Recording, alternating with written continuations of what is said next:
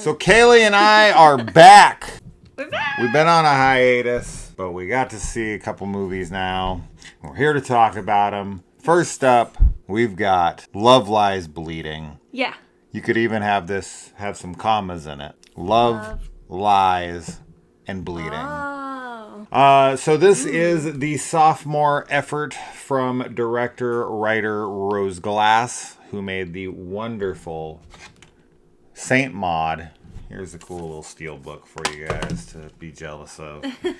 This stars Kristen Stewart, Katy O'Brien. Kristen Stewart works at a gym, and a new girl rolls into town who is a bodybuilder who wants to run off to Vegas for a bodybuilding event. They spark up a romance, and during their romance, family gets in the way. This is a thriller, romance, drama. It's A24. You know, as far as it being A24, this is one of the more easily digestible. If you are somebody who's like super opposed to A24 films because you find them to be too eccentric, too weird for weird's sake, I don't think this one falls into that category as much, but it does still feel like an A24 film at the end of the day.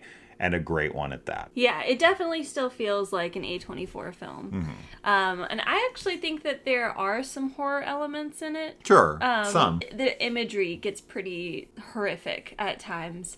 Okay. And I really liked that. That's fair. And it makes sense because Saint Maud, like, there's some similarities in the imagery that in Saint Maud really scared me and freaked me out in this film. But I really enjoyed the movie. I think that it was very, like, raw and gritty and very heartfelt. I really loved the performances from Kristen Stewart and Katy O'Brien. Both of them did a wonderful job, and I think that they had great chemistry together. I really loved the feel of the town that they're in the desert. Yeah. I think that the vibes were captured really well with that. You've got a very hillbilly, slumlords kind of feel to this film that makes the film feel raw and destitute. That I appreciate about this film. It is set in the 80s. Yeah, the thing you touched upon that I think makes this film is the relationship between our two characters, and Katy O'Brien, for me, is the standout here, for sure. She must have trained vigorously to put this body together for this film. We also have Dave Franco in here, who plays a absolute scumbag. Such an asshole. And Ed Harris, who looks like he is the embodiment of the Crypt Keeper. Yeah. He looked just like him. They're both great in their roles. They're both despicable and play that very well. That's not a stretch for Ed Harris. Rose Glass, once again, has shown that she is the talent to look for in the future. Yeah. When you come off of a super successful film like Saint Maud was for a lot of critics and audiences alike, people look to your sophomore effort, and sometimes you turn in Pulp Fiction and sometimes you turn in Fantastic Four.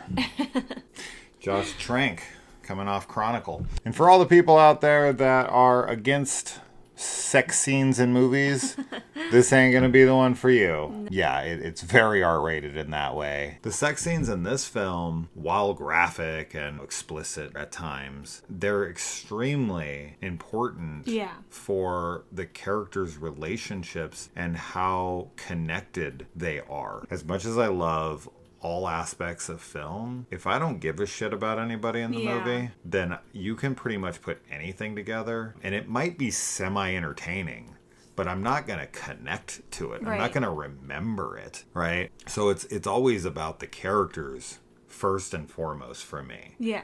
And getting a raw look at them like this is super important. No, I agree with you. I think it's a really important aspect to the film because it is all about their intimacy and their relationship. And, they're both really broken characters, broken people that find each other. And I do think that they help make each other stronger, but they also break each other before that happens. Yeah. Like, they break each other even more. But I think that all those intimate moments are really key to give us the true like scope of what their relationship is like. I really enjoyed all of it.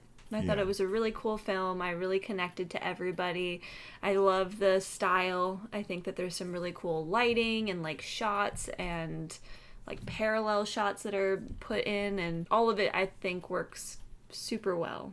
It's a wonderfully shot film. Yeah. And it has some incredibly vivid imagery that you're not gonna soon forget. The tragic downfall of a specific character in this movie is pretty grueling to watch. Yeah. That was probably the most compelling aspect of the whole film for me. Because at the end of the day, this movie is about how far you would go for the one that you love. Yeah. Right? Right. And you will put yourself and your body and everything through anything for your everything. Yeah, big thumbs up. Definitely check it out in theaters. We went and saw Imaginary, which was terrible, and that theater was packed. Yeah. And that was after a week of it being out. Yes. This just came out, and there was no one there. This is a much, much, much, much better film. So it's 1,000 a huge times better. recommendation for sure. Yes. Yeah. All right, guys, let us know.